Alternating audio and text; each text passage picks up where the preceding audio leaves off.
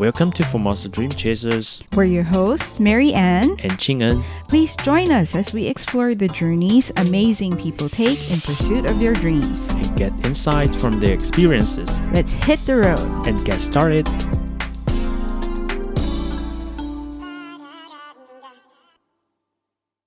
Welcome back to the show. Today we continue our conversation with Arden Lim, a technical writer based in Taiwan.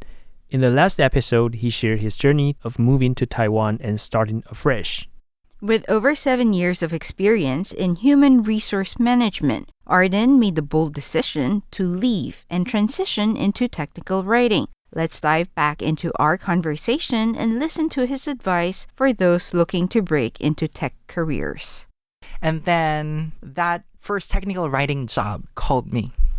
They asked me like, 你好, 这是 like my name, like Arden, blah, blah, blah. I said like, I can't speak Chinese. That's the first word that I told them. I was a bit rude because, you know, like you're not in your senses anymore because like, okay. And usually when I apply for jobs, they would tell me like, okay, your Mandarin is not good. Like it's, you know, like, okay. Right? Like it's not enough for the business, you know, like for the job that you're applying. So like that's the first call, like, 我的中文不好. And then that's how I told them, like, no hellos. And then they said like, oh, no, like your job is like English in nature. I said, oh, that's cool. And then they said like, oh, you applied through 104. Did I apply?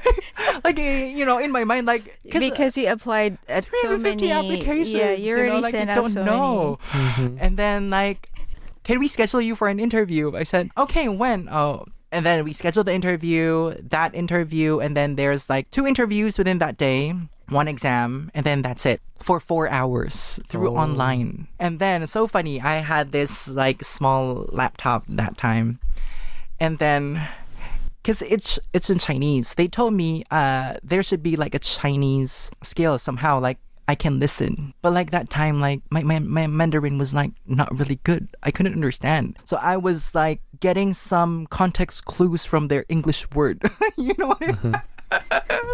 So like every time they would say something, I would say, sorry again. And then like, until they rephrase it, and then, I got the context clues again. And then, you know, like that's how the interview went. And then after that, the English interview. And then after that, the initial exam. After the exam, there's like a second exam. They gave me a technical manual, told me to transpose it to something that a normal person can understand. Remember, this is like a storage company. This is about RAID.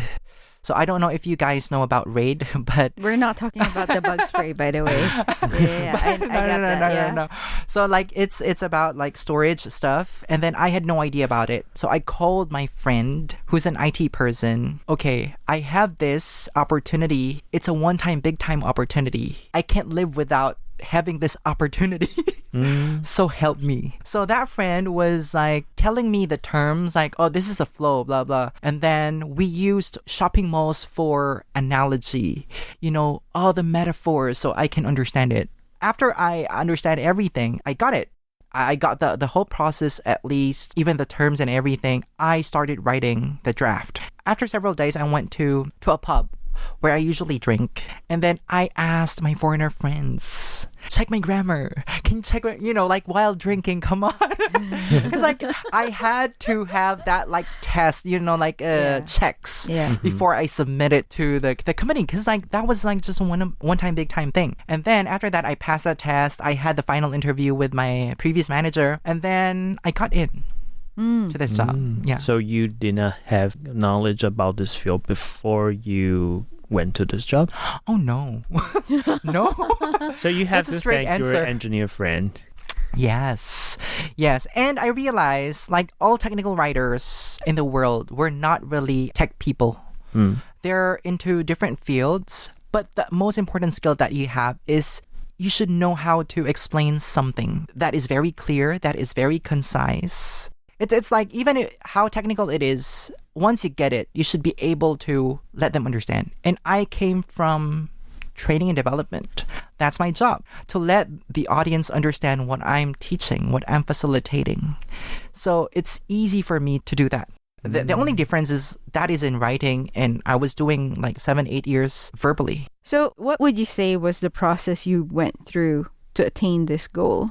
I think the first one is learning the language. I mean, not the language of like technical stuff, but it's more of like the language of Taiwan, which is Mandarin. Because even if I got the job that time without knowing the language, actually that time I think I somehow understand a few words. I can speak a few words, but really limited. But if I stop from there, like how can I find other opportunities outside of this company? So I had to be equipped. So first, learning the language is for me like very, very important. If I want to have more opportunities in the future, I had to learn the language. And that's what I did for a year. So I was working on weekdays.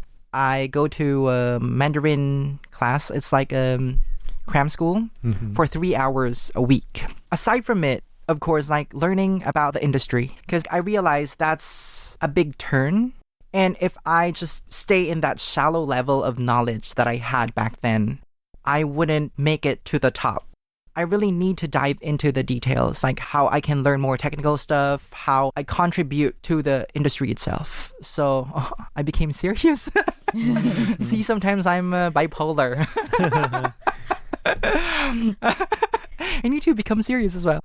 Okay. Yeah, that's the thing. Like, even if you get, like sometimes if we get things that we wanted, we just stop because we became too complacent and like, okay, I got it. No, like for me, if you want to stay in that industry, go dig deeper.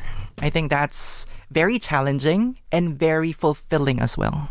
Because, at the end of the day, learning another language is like, wow, how can I learn that? Like learning about tech stuff is like, wow, I was from like behavioral sciences, and then now like I can figure out like some stuff that's outside of my comfort zone. I'm curious about what it's like being in a Taiwanese workplace. There must be a lot of different ideas about work in the Philippines and in Taiwan, like work ethics, like how long you have to stay in the office, and like the relationship between you and your manager, colleagues. Like I've heard a lot of horror stories, but luckily I never experienced that one. Number one, the horror story that I've heard was like, you need to wait for your manager to leave first before you can leave. From the very beginning when I started working here, I never experienced that one, because every time like they would usually tell me, oh, leave on time. Like, really? It's like in the Philippines, it's more of that. Like, you don't wait for your manager to leave, but you can't leave on the dot regularly, constantly. But here, I have been doing that for 3 years, and it's fine.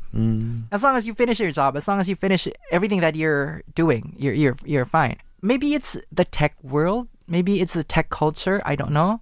What else? Really strict in terms of like more of time than results. But in my case, I never experienced that too, because usually the companies that I been to were all result oriented. So I never experienced like working hours is more important than results. I never experienced that one. Because I think based on my experience, maybe it's a different industry, because in the retail industry in the Philippines, they're more strict in terms of time. Maybe because of the nature of the job, nature of the industry. I mean, the industry, not the job. But since I'm in a different world now, I think I have a more relaxed life now than when I was working in the Philippines. So you've mentioned you've been in the tech industry. Is it correct for 3 years now? 3 years. Okay, so you've transitioned from... Or 4. I think turning 4. 3 to 4. Okay, so you've been a technical writer for that long then. Okay. Then the next question I would have, because like you were sharing about all of the difficulties you went through when you first got here in terms of applying for jobs, getting job opportunities. What advice would you share to people who are going through that same experience right now, who either want to transition to something different or they're going through the job hunting process, or any advice you could give, even with just life in general? Number one, don't disregard your sanity. Like, mental health is really a thing, so you need to be at your bestest best, in terms of like mental health, because once you don't have it, you cannot even step forward. So whatever the challenges you come across, even if you fail 100 times, forget it. Just move forward. It's okay to be not okay, but don't dwell on it. Because if you dwell on it, you'll struggle more. Bad experiences, negativities, they're all part of life. But it's just like a moment. Out of 10, it's just like 2 or 3. And the rest are like good moments. So keep those good moments in your life. Keep those people around you that keep you sane. And just go for it. Like, do not stop. Do not quit until you get it, if you really want it. But if you start to question yourself, do I really want this? When you feel sad, like questioning yourself, but you really like it. And it's different when you start to question yourself if you really like it because you realize you don't like it. It's different. Because if you really like it, even if you have low moments, go for it. But my advice for people, if you don't really like it, shift. Don't dwell in that moment because you'll just suffer. And, I'm happy for my friend now. Maybe she's not as impulsive as I am, but we were hired together at my previous company. Now she's in Germany. She wanted to explore more about the industry, but in a different country. She's in Germany now. She got her husband there. They're together there now, like exploring new life, exploring new things in a different environment. And yeah, that's how growth is. Like, just don't be afraid. My friend told me once, like, being impulsive is not that bad because, you get to struggle, of course, but you get through it. Once you get through it, you're fine. Go to the next one. Unlike when you're just in your safe zone and you're thinking of like, oh, this is the only thing that I can do. And that's how I thought of myself before. This is the only thing that I can do, training development. I couldn't do anything else. I've been in this industry for a while, and how can I shift? I had no plans of like shifting, but that's how the table turned for me. Yeah.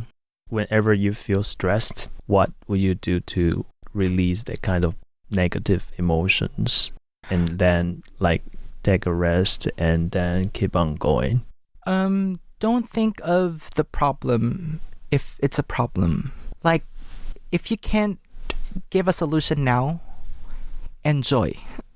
Enjoy your life. Like, if you can't think of a solution for your problem today, it will not help you to keep on thinking about that problem.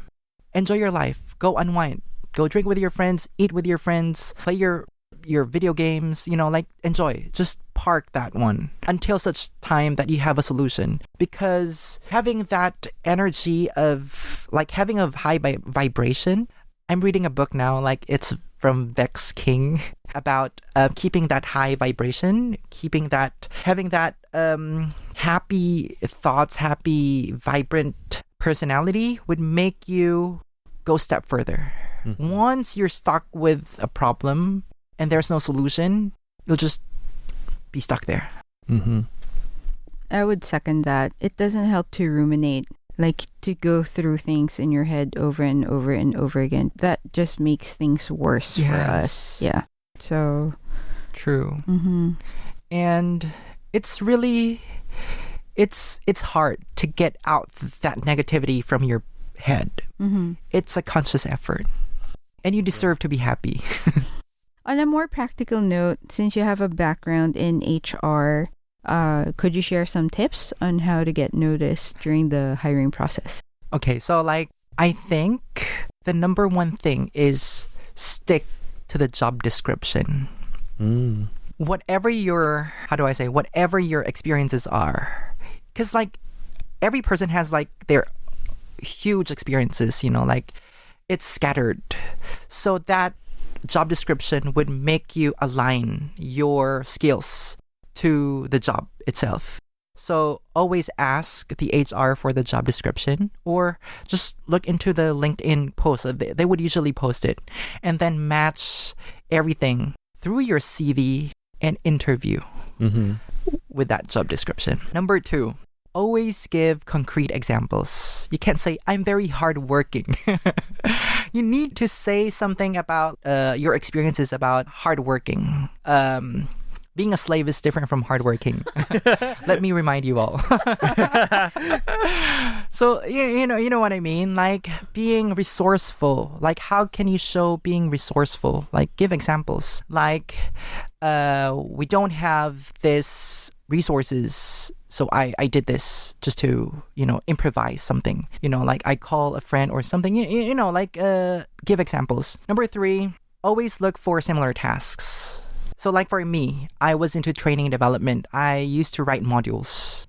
Same thing as writing a technical manual to our users now. Like what's your core objective? To make it clear and concise and for them to understand it. Same core objective. So always look for similar tasks, even if it's like a different task, like just what I told you.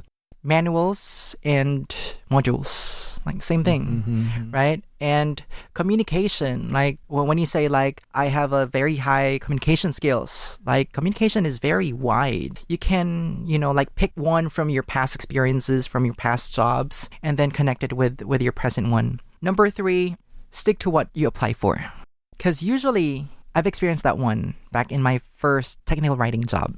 There are 2 openings that are related. One is content writer. One is technical writer. So like my manager during that time asked me, why did you not apply for content writer? In my head, I didn't know. Honestly, that was, that was my, I didn't know. If I knew, I would apply. But I can't say that because I need to stick to technical writing. Once I said, I can be flexible and have 2 jobs. Like I can choose like whichever is available. If I said that one, I wouldn't be hired because they would think you're very indecisive. Number 2, you don't really like the job that you're applying for. So when someone is asking you like which one, stick to what you apply for. That's very important. Then number 6, is it number 6 or 5? Likability. It's hard to teach likability. It's you as a person. But I think one of the ingredients of it is being real. They need to see your soul during the interview. If they think that they cannot penetrate you. What the word? I was actually thinking of that. If they cannot see you transparently, then how can they have that good impression? Like they don't know what to feel about you, right? Okay. And I guess before we end, is there anything else you wish to add? A few parting words for our audience, perhaps? Always keep your sanity alive. I've been through a lot of, because it's okay not to be okay, like what I've said earlier. It's part of life, it's part of learning, but once you lose it, it will never ever sometimes come back to the original form. Once you lose it, there's always a trigger, because it means that it impacted you a lot. So don't go to that level. If you can avoid it, for now, avoid it. If you can face it, face it. If you think you can face it in the future because you have to, start to be equipped now and then face it in the future. Don't force yourself. Whatever struggles you're experiencing, it will just go. It will just vanish. Don't treat life as a dead end. Life is given for us to enjoy. Thank you. Thank you. Thank you. Thanks so much, Arden. And thank you to all our listeners for joining us today at Formosa Dream Chasers. Again, this is Marianne. And Ching-en. See you next time. Bye. Bye. Bye.